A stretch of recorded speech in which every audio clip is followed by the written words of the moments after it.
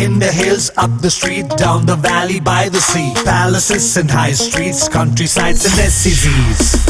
We've been here, we've been there, Veka's been just everywhere.